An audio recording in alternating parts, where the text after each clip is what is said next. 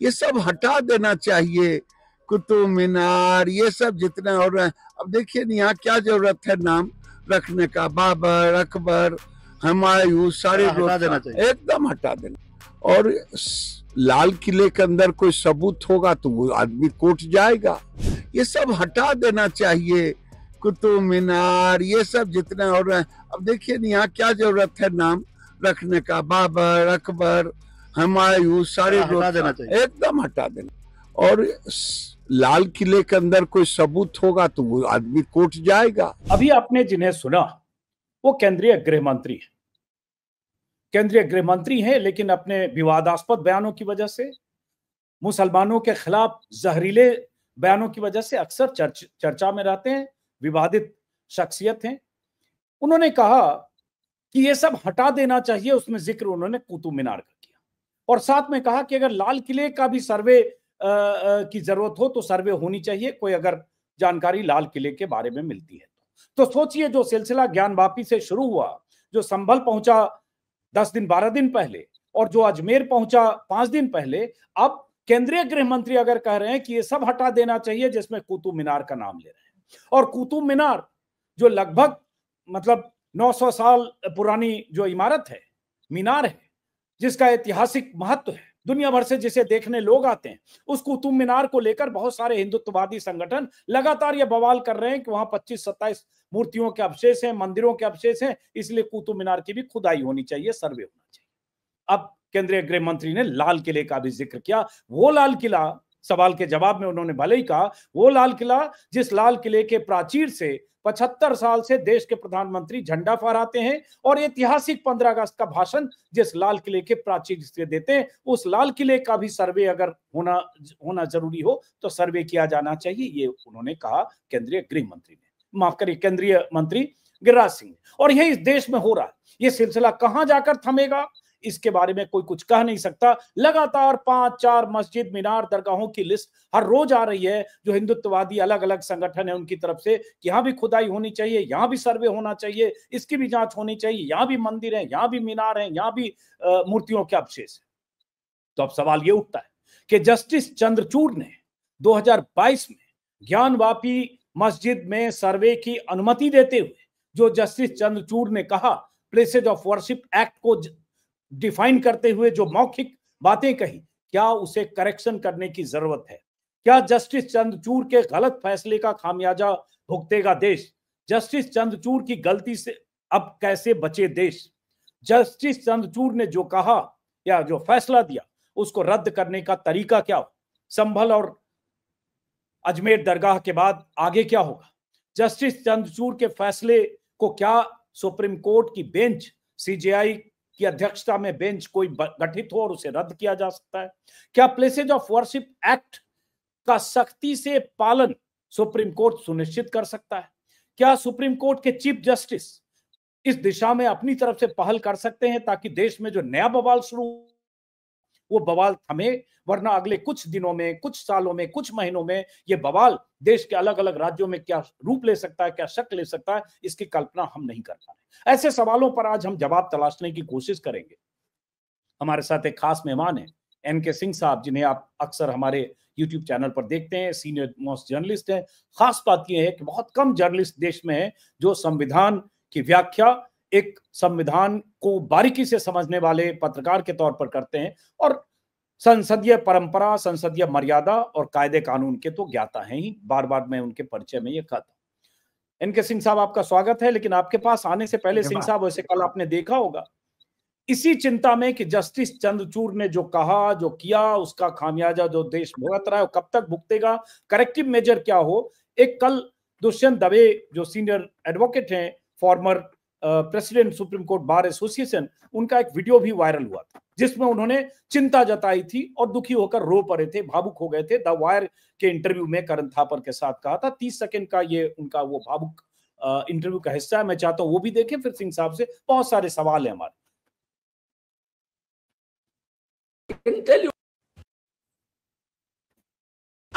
I can tell you one thing. I have sleepless nights thinking about it. My wife tells me every day, why are you getting so involved?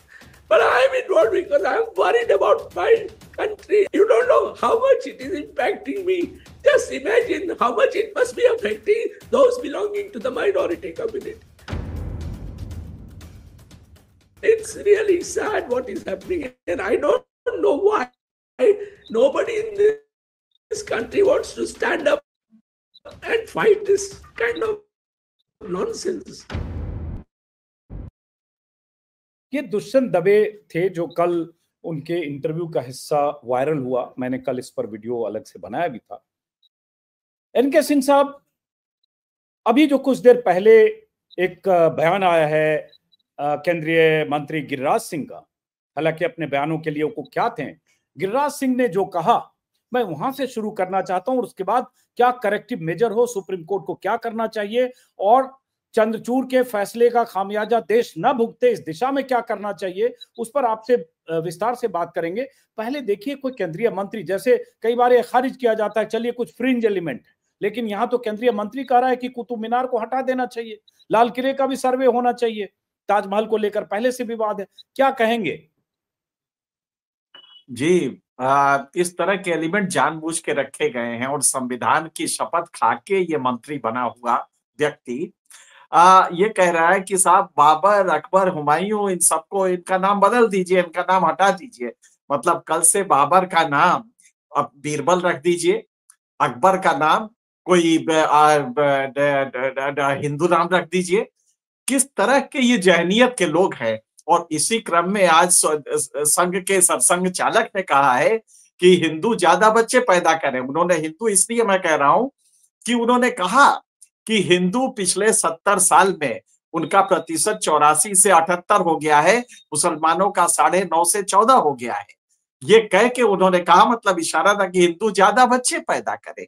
किस जहनियत के ये लोग होंगे? ये गिरिराज सिंह जो कि मंत्री है, अगर ये कह रहे हैं कि साहब लाल किला हटा दीजिए, तो ये क्या मानसिक रूप से बीमार लोग हैं? तो एक तो ये है कि इसको गौर से, और मैं दरअसल दुष्यंत दवे के इस वीडियो को देखने के बाद मैं भी भावुक हो गया, और सच पूछिए तो मेरे आंख में आंसू थे। क्या हम लोग का ये कर्तव्य नहीं है? वो जो उन्होंने कहा वो बिल्कुल सही कहा कि I am worried about Muslims, how are they taking these things, how are they concerned about these developments. तो जब वो कह रहे हैं कि आखिर मुसलमानों की स्थिति क्या इस देश में हो गई है, तो शायद ये बहुत बड़ी चिंता है जो हम सब लोगों को गौर करना चाहिए। दवे ने कोई गलत नहीं कहा है, बल्कि हम सबको सोचना चाहिए।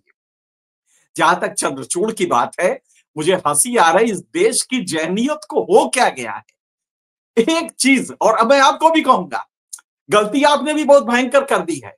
आप इसमें 2 बार कह चुके हैं, और एक बार आपने जो ये दिया है, हेडलाइन दिया है, उसमें कहा है जस्टिस चंद्रचूड़ का फैसला। दरअसल ये चंद्रचूड़ का फैसला ही नहीं है, फैसले में बिल्कुल नहीं है, बल्कि ये ओरल उन्होंने कमेंट किया था। लेकिन हमारी जो जुडिशियरी होती है, कितना खूबसूरत सेलेक्टिव एप्रोप्रिएशन है कि मीठा मीठा गप, कड़वा कड़वा थू। तो उन्होंने ये देखा उनके मानसिकता से मेल खा रहा है, तो एक जबानी क्वेश्चन के फॉर्म में, कमेंट के फॉर्म में दिया गया जस्टिस चंद्रचूड़ का कमेंट 20 मई 2022 को, उसको हमने कानून की ताकत दे दी है। आप जरा सोचिए हमारी जहनियत कैसी हो गई है कि यही सुप्रीम कोर्ट के जजेस हैं, सुप्रीम कोर्ट है जो 20 बार हम लोगों से कहा है कि भाई आप लोग जो हम लोग कमेंट करते हैं कोर्ट में, उसको इस तरह हाईलाइट करते थे जैसे फैसला हो। और इस बात पे मीडिया को डांटा है, एक बार नहीं कम से कम आधा दर्जन बार, कि आप लोग इस तरह के जो हम कमेंट करते हैं वो दोनों पक्षों से करते हैं, डेविल्स एडवोकेट की तरह करते हैं, तो इसको आप लोग हाईलाइट ना कीजिए। लेकिन आप देखिए इस नए मोदी के काल में किस तरह हमारी जुडिशियरी ने एक जबानी कमेंट को, जो कि उनका सिर्फ जबानी कमेंट था कि नहीं कानून बाधित तो नहीं करता है, वो जजमेंट पे कहीं नहीं है, जुबानी कमेंट है। और आप जानते हैं कि न्यायपालिका में, मैं थोड़ा अपने व्यूवर्स को थोड़ा विस्तार से, थोड़ा टेक्निकल है लेकिन अगर वो समझ लेंगे तो अच्छा रहेगा, कि कोई भी जो जजमेंट पूरे दुनिया में होता है उसके 2 पार्ट होते हैं, ऑबिटर डिक्टा, रेशियो डेसिडेंडी। रेशियो का मतलब ये फैसले का पार्ट, हम इस पे पहुंचे कैसे, उसका रेशियो क्या है। और अभी तक दिखता होता है जिसपे वो तमाम वो संदर्भ बताते हैं कि अमेरिकन जूरिस्प्रूडेंस में ये था, फ्रेंच जूरिस्प्रूडेंस में ये था, भारत में मनुस्मृति ने ये सब वो कहते हैं, जो ऑपरेटिव नहीं होता। रेशियो ही होता है फैसले का, जो कि बाध्यकारी है नीचे की अदालतों के लिए और पूरी देश के लिए, सरकारों के लिए। यहाँ पे जस्टिस चंद्रचूड़ ने कहीं भी उस जजमेंट में नहीं कहा, ये ज्ञानवापी को लेके था, केस आया हुआ था, उस पे उन्होंने कमेंट किया था कि भाई ये प्लेसेस ऑफ वर्शिप एक्ट का सेक्शन 3 ये मुमानियत नहीं करता, ये बात आपको वो नहीं करता, मना नहीं करता कि आप रिलीजियस कैरेक्टर उसका एसर्टेन न कर सके। ये उनका कमेंट था, और ये ओरल कमेंट था, मौखिक कमेंट था, जिसका जस्टिस चंद्रचूड़ का है स्क्रीन पर। लेकिन आप ताज्जुब करेंगे, कमेंट लगा रहे हैं, ascertaining the religious character of a place of worship was not barred under the Places of Worship Special Provision Act PWA 1991। ये उनका जुबानी कमेंट था, जुबान मतलब जबानी मौखिक कमेंट था, और इसको हमने कानून का दर्जा दे दिया क्योंकि हमारे नीचे के जज अदालत को पसंद आने लगा, और हाई कोर्ट तक इमीडिएटली वो जब गया वाराणसी के कोर्ट पे, तो वहां पे लोकल कोर्ट ने दे दिया। उसके बाद वो हाई कोर्ट में अपील में गया, हाई कोर्ट ने भी कहा था ये करेक्टर एसर्टेन करने का मतलब करेक्टर बदलना थोड़ी होता है, और पूरे हिंदुस्तान में चल गया। आप जरा सोचिए कि किस तरह से एक जुबानी कमेंट को कानून का दर्जा हमारे योग्य जजों ने दे दिया, नीचे की अदालतों ने दे दिया, और आज तक किसी ने नहीं कहा कि भैया ये क्या है, ये तो बाध्यकारी है ही नहीं है, और फिर ये फैसला नहीं है, फैसले में कहीं नहीं लिखा है। तो जो सबसे बड़ी बात है हमारी चिंता कि इस देश में हम जो होता है, जैसे गिरिराज सिंह का अभी जो आपने कमेंट दिखाया, ये वही पूरा एक जहनियत है, सरसंघ चालक भी यही करे, ज्यादा बच्चे पैदा करो। बताइए इस देश का क्या होगा, कोई सरसंघ चालक से जाके पूछे कि अमेरिकी समाज क्या खत्म हो गया, वहां पे आबादी घनत्व तो आपको ताज्जुब होगा 38 का है, जबकि भारत में 480 लोग प्रति वर्ग किलोमीटर रहते हैं, 38 रहते। ऑस्ट्रेलिया में 3.5 का है, 3.5 लोग प्रति वर्ग किलोमीटर रहते हैं। ऑस्ट्रेलिया खत्म हो गया, दुनिया के नक्शे से गायब हो गया। तो ये संघ के और ये हिंदू विचारधारा की मुझे लगता है कि एक अजीब सा कुंठाग्रसित ये मानसिकता है, जिसकी वजह से ये चीजें हो रही हैं। जस्टिस चंद्रचूड़, मुझे तो पहले ताज्जुब, कोई आदमी एक रिट में चला जाए कि भाई इसको किसने दे दिया कानून का दर्जा। अच्छा अब याद करिएगा, अभी रिटायर के 2 दिन पहले रिटायरमेंट के जस्टिस चंद्रचूड़ ने खुद कहा था जजों को उनके फैसलों और उनके लिखित फैसलों से जाना जाना, उनके शब्दों से जाना जाना चाहिए, न कि उन्होंने क्या कहा है। कोई पूछे इस पूरे सिस्टम से कि स्वयं जस्टिस चंद्रचूड़ कह रहे हैं कि उनके लिखित फैसलों से, उसके लिखे शब्दों से जाना चाहिए, उन्होंने जुबानी क्या, उसका कोई मतलब नहीं है। और वही समझने के लिए कि भाई उन्होंने एक मौखिक टिप्पणी की ज्ञानवापी के मुद्दे पर सुनवाई के दौरान, जिसमें वही जो हम स्क्रीन पर दिखा रहे हैं, और उसके बाद उस उनकी टिप्पणी को, मौखिक ऑब्जर्वेशन को, उसको ही मान लिया फैसला, और निचली अदालतों ने वो दरवाजे सर्वे के फ्लड गेट खोल दिए, जो संभल में हुआ, चाहे जैसे नोटिस अजमेर शरीफ में हुआ, या और भी अलग अलग जगहों से अगले 1 महीने में हो सकता है 20 जगह से ऐसा दिखने मिलने लगे। तो ये तो फिर सुप्रीम कोर्ट की नजर में भी होना चाहिए कि ये फैसला नहीं है, ये सिर्फ मौखिक टिप्पणी है। इसको क्यों कानून की तरह या फैसले की तरह मान लिया, और उसके बाद निचली अदालतों ने प्लेसेज ऑफ वर्शिप, जिस दिन संभल का केस आया, जिस दिन संभल का केस आया, जिस दिन मथुरा का केस आया, उसी समय कह देना चाहिए था कि भाई ये फैसला नहीं है हमारा, ये सुप्रीम कोर्ट का फैसला नहीं है। अच्छा, फिर 3 जजेस थे, उसमें एक जज क्या कमेंट कर रहा है जबानी, उसको आप फैसला कैसे मान लेंगे? 3, क्योंकि लिखित होता है तो तीनों जज का माना जाता है, कोई डिसेंट करता है या कोई सर्वसम्मति से फैसला देता है, जैसे अयोध्या जजमेंट पे हुआ। लेकिन आप गैर लिखित शब्दों को जो जबानी आप कमेंट कर रहे हैं, अच्छा वो दोनों पक्षों से किया जाता है, आपको याद होगा यही चंद्रचूड़ है जिन्होंने महाराष्ट्र में धज्जी उड़ा दी थी पूरे सिस्टम की, लेकिन जब फैसला दिया तो फैसला में कुछ नहीं था, इल्ले हो गया, कुछ नहीं, वो महाराष्ट्र की गैर कानूनी सरकार चलती रही, जबकि इन्होंने बहुत फूफा किया। तो और यही जैसी चंद्रचूड़ है अयोध्या के जजमेंट में, इस जज ने, आप ताज्जुब करेंगे, जानते क्या कहा था इसी कानून के बारे में?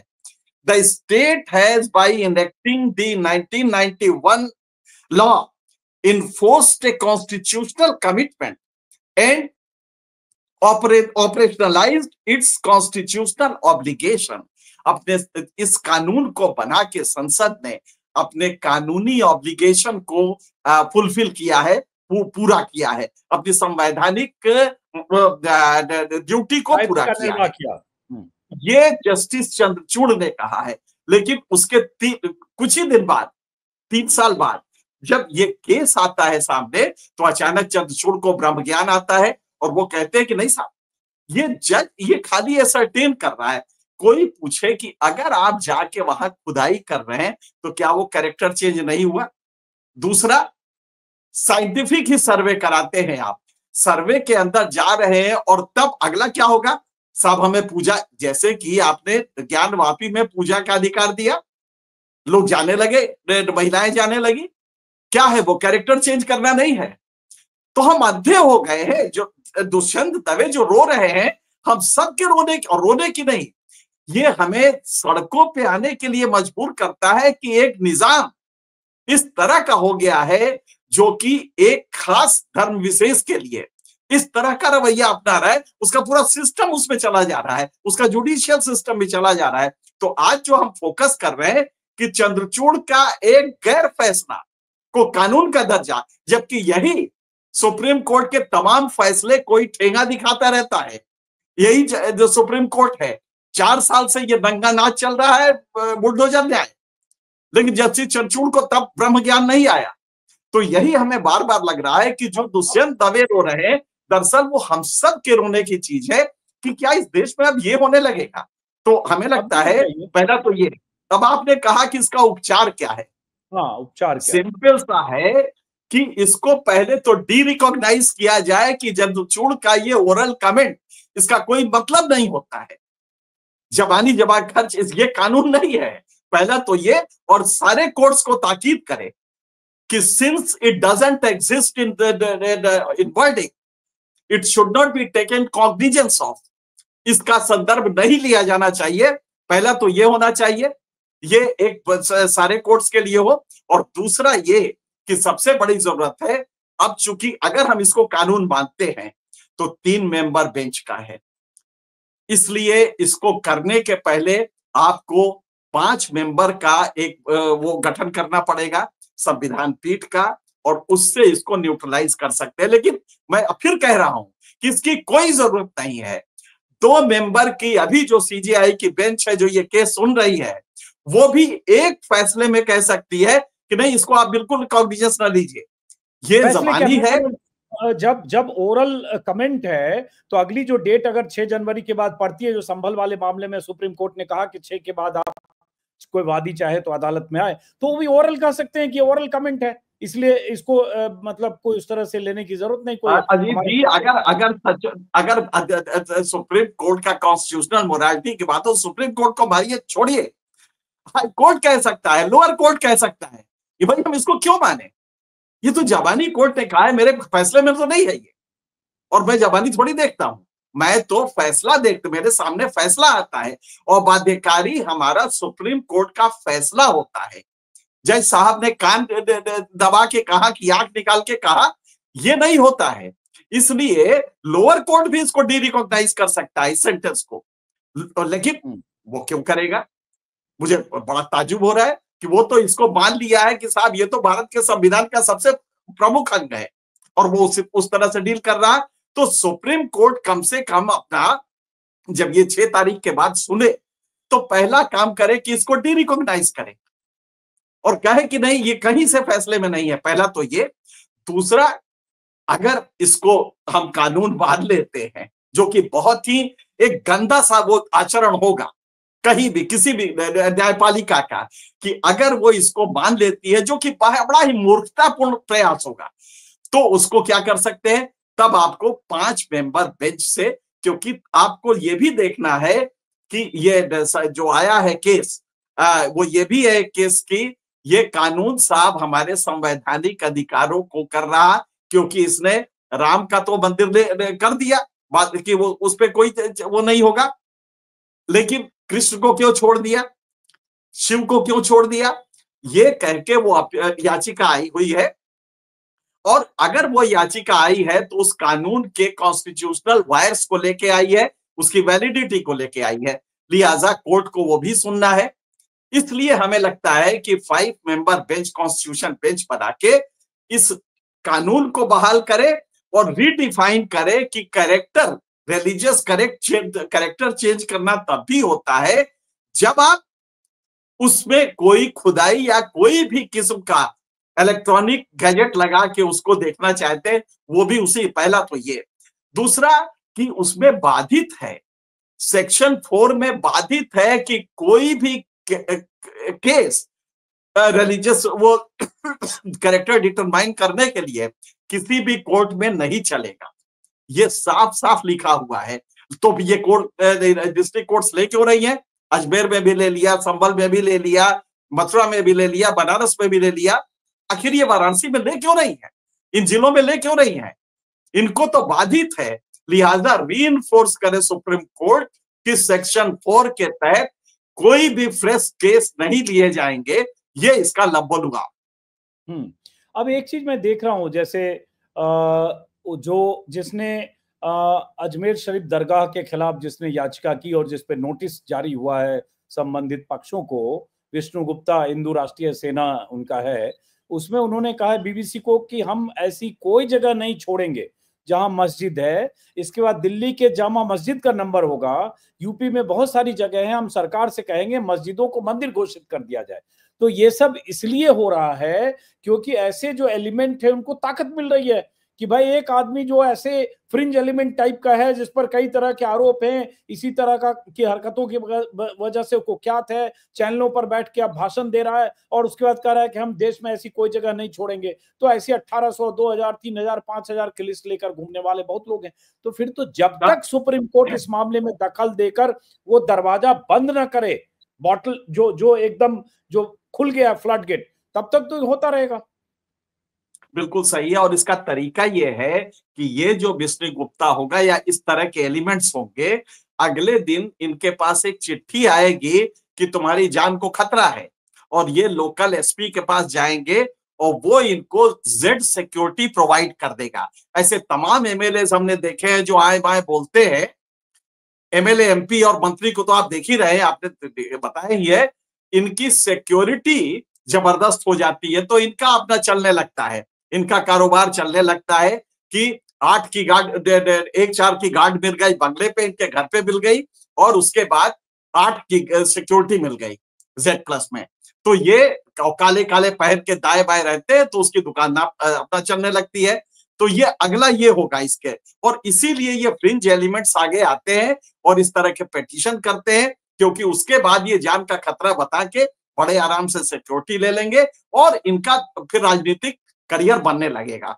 सवाल ये है कि एक ऑर्डर लेके कि फ्रिंज एलिमेंट कहने के लिए होता है, नहीं तो गिरिराज सिंह तो फ्रिंज एलिमेंट नहीं है, वो तो कुतुब मीनार तक आ चुके हैं। तो इसका मतलब ये गलत है। हाँ। ये गलत, असल में ये अंग्रेजी का गलत मुहावरा हम प्रयोग करते हैं, मैंने भी गलती से कर दिया। ये मेन एलिमेंट है, ये फ्रिंज नहीं है। ये तो ये कौन है, ये जो आप दिखा रहे हैं अभी अपने चित्र पे, ये तो मेंबर पार्लियामेंट है। ये व्यक्ति, ये तो वो व्यक्ति है जो कि मंत्री हैं, लॉ मेकर है, मंत्री हैं, देश के का भाग्य डिसाइड करते हैं। अगर ये कह रहे हैं कि लाल किला भी खुदवा देना चाहिए, कुतुब मीनार भी हटा देना चाहिए, बाबर का नाम हटा देना चाहिए, अकबर का, तो आप सोचिए ये गवर्नेंस का हमारी क्वालिटी क्या होगी, हमारी चिंता, ये देश किन हाथों में हमने दे दिया है।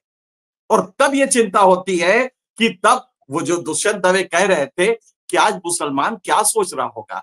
आज जो हमारी 14% मुसलमान है इस देश का, करीब 18 करोड़ 20 करोड़ है, वो सोच कैसे रहा होगा। और 20 करोड़ की पॉपुलेशन बहुत बड़ी पॉपुलेशन होती है। उसको समाज में हम खारिज नहीं कर सकते। और उसके बरक्स संघ के सरसंघ चालक, जिन्होंने अगर जरा सा भी आंकड़े देखे होते तो पाया होता कि मुसलमान पिछले 3 दशक से, अगर कोई एक सेक्शन है, सोशल वर्ग है जिसने डिकेडल ग्रोथ रेट पॉपुलेशन का सबसे ज्यादा नीचे लाया है, कम किया है, तो वो मुसलमान है, वो हिंदू नहीं है। हिंदू गरीब तो बिल्कुल नहीं, दलित नहीं है। तो सबसे ज्यादा अगर किसी ने कॉन्शियसली अपना डिकेडल ग्रोथ रेट, इसको कहते हैं स्टेटिस्टिक्स में, इसका परसेंटेज कम किया है तो वो मुसलमान है। और जबकि अन्य जो वो है कम्युनिटी है या सोशल वर्ग है, उन्होंने अपना उस रफ्तार से नहीं कम किया है। इसके बावजूद सरसंघ चालक कह रहे हैं कि हिंदुओं को संख्या बढ़ानी चाहिए। क्या ये कितना करना चाहते हैं गरीब इस देश को? जरा सा भी साइंटिफिक थिंकिंग नहीं है इनकी। तो हकीकत यह है कि जस्टिस चंद्रचूड़ का एक सिंगल जज जिले का बैठा हुआ उनके इसको खारिज कर सकता है कि भाई नहीं, मेरे पास तो जजमेंट आता है ना, I am bound by Supreme Court judgement, that is obligatory for me. लेकिन इसके अलावा उन्होंने कान खुजलाते हुए कहा, नाक दबाते हुए कहा, यह हमारा कंसर्न नहीं है। जस्टिस चंद्रचूड़ ने मान लीजिए कि अगर शहर के बाहर सेमिनार में कुछ कह दिया है, क्या उसको आप बाइंडिंग मानेंगे? उसी तरह सुप्रीम कोर्ट में बहस के दौरान अगर उन्होंने कोई कमेंट किया है, उसका क्या वजन है?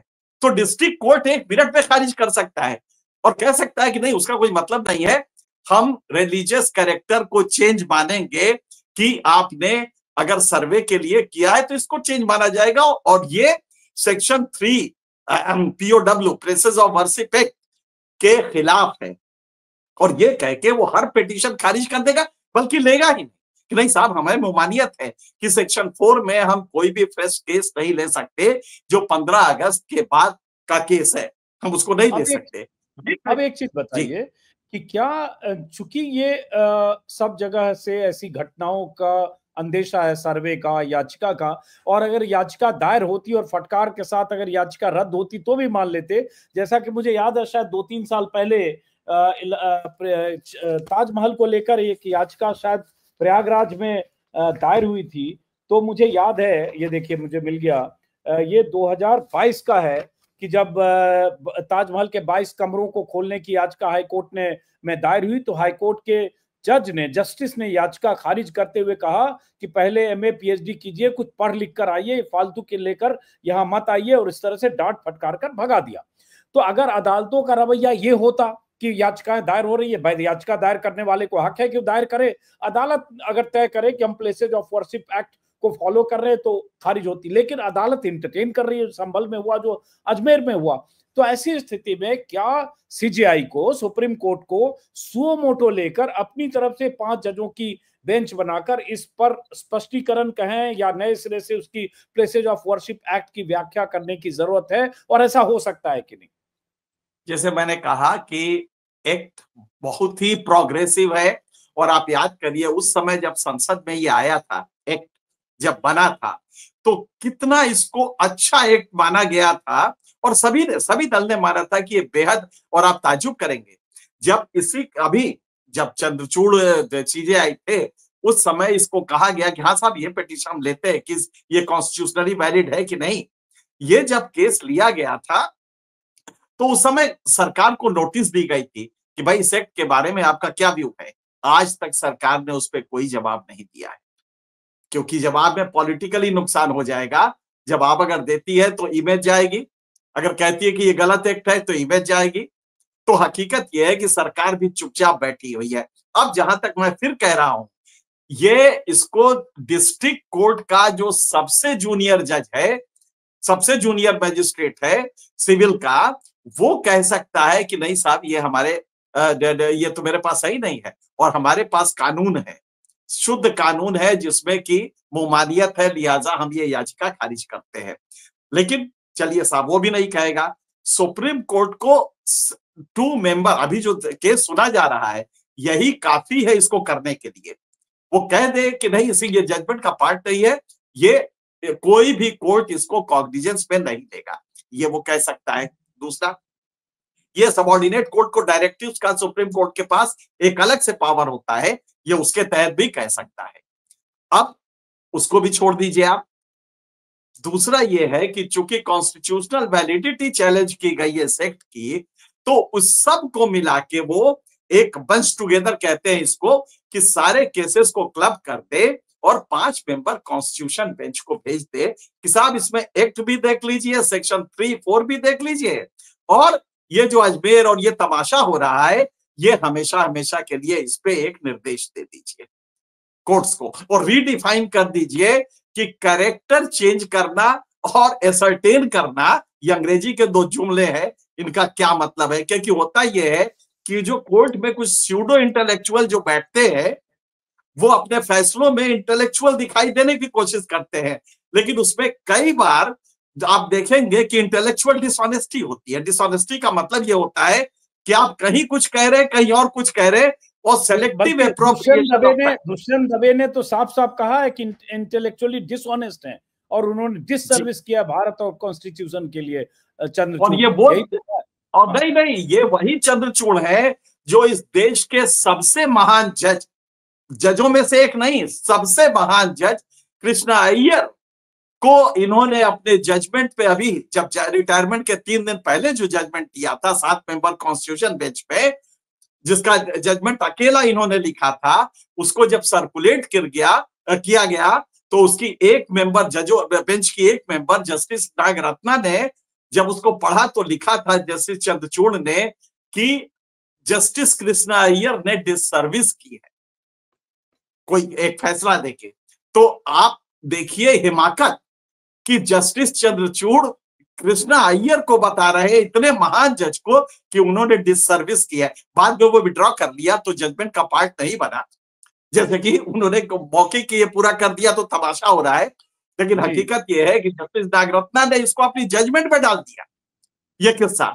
तो आप समझ सकते हैं कि किस तरह से जस्टिस चंद्रचूड़ का व्यक्तित्व जब एनालाइज होगा, तो जस्टिस चंद्रचूड़ ने खुद ही कहा है कि उनके लिखे शब्दों से, जी जनाब, आपके लिखे शब्द अयोध्या में कुछ और होते हैं और जब आप ज्ञान वापिस सुनते हैं तो आपके शब्द बदल जाते हैं। तो जब ये देखते हैं, उस समय आप चीफ जस्टिस नहीं बने थे, तब अयोध्या का जजमेंट था, चीफ जस्टिस बने तो उसके बाद हुआ और रिटायरमेंट करीब था, तब ये कुछ और हो जाता है। तो हकीकत ये है कि आपके अपने ही शब्द कॉन्ट्राडिक्टरी हैं। जब एनालाइज इतिहास करेगा आपको तो इसी तरह करे जिसकी चिंता आपको है।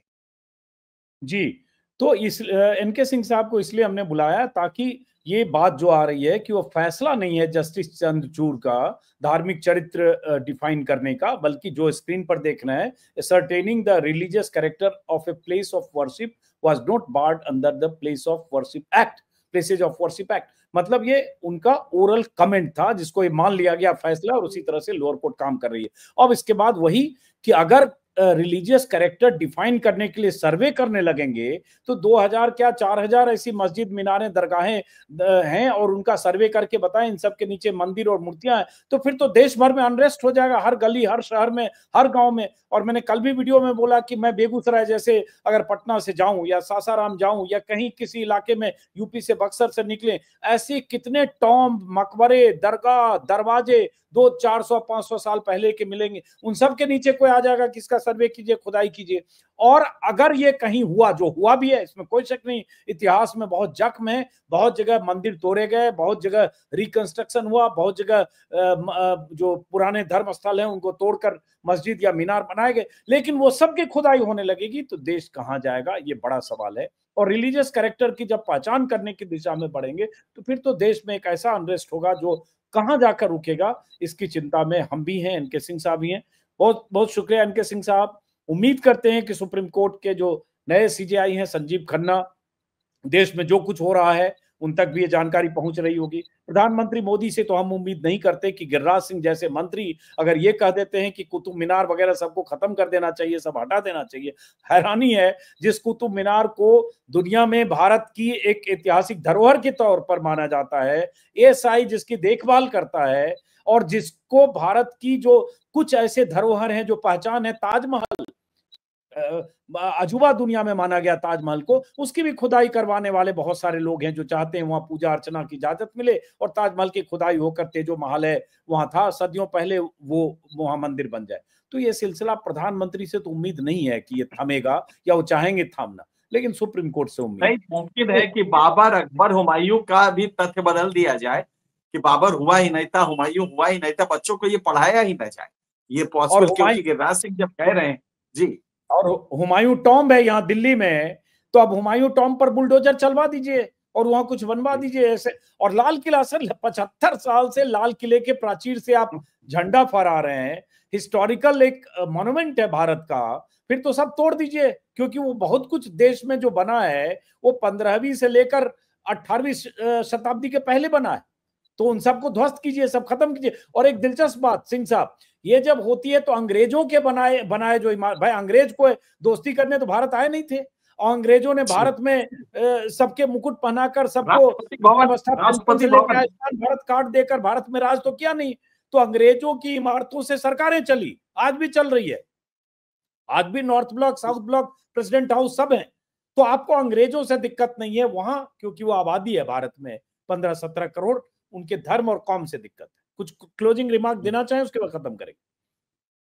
हाँ, नहीं, मुझे यही लगता है कि हम सब की एक बड़ी चिंता है, क्योंकि ये एक पैटर्न है जिसके तहत ये हो रहा है। और इस देश में जब एआई का दौर आ रहा है, उस समय हमारे युवाओं को आप मंदिर मस्जिद तलाशने में लगा रहे हैं, ये देश जाएगा कहाँ?